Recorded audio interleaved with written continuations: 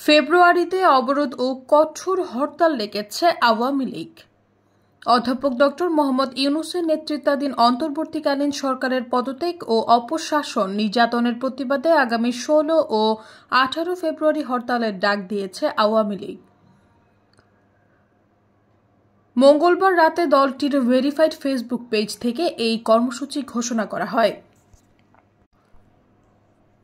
এতে বলা হয়, অন্তর্বর্তী সরকারের পদত্যাগের দাবিতে এবং হরতাল অবরোধ কর্মসূচি বাস্তবায়নে 1 ফেব্রুয়ারি থেকেই মাঠে নামবে তারা।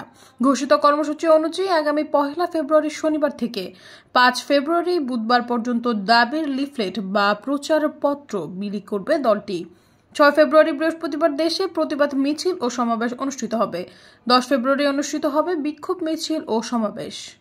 আর 16 ফেব্রুয়ারি রবিবার অবরোধ এবং 18 ফেব্রুয়ারি মঙ্গলবার দেশব্যাপী সকাল সন্ধ্যা সর্বাত্মক কঠোর হরতাল কর্মসূচি ঘোষণা করা হয়েছে।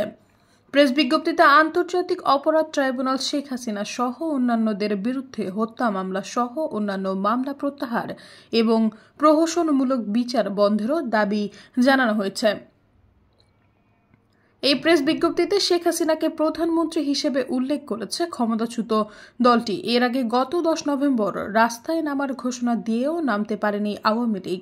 এমন অবস্থার মধ্যে হরতাল অবরোধ সমাবেশ ও বিক্ষোভের ডাক দিল আওয়ামী লীগ। যদিও 5 আগস্ট ক্ষমতাচ্যুত হওয়ার পর থেকে বাংলাদেশের কোথাও দলটির সক্রিয় কোনো কর্মকাণ্ড দেখা যায়নি। দলটির বেশিরভাগ শীর্ষ নেতারাই দেশের বাইরে পলাতক অথবা কারাগারে রয়েছেন। গণ আন্দোলনের মুখে আওয়ামী লীগের সভাপতি শেখ হাসিনা পালিয়ে ভারতে যাওয়ার পর থেকে সেখানেই রয়েছেন। সৈয়দা ফারিয়া, সমযোগ।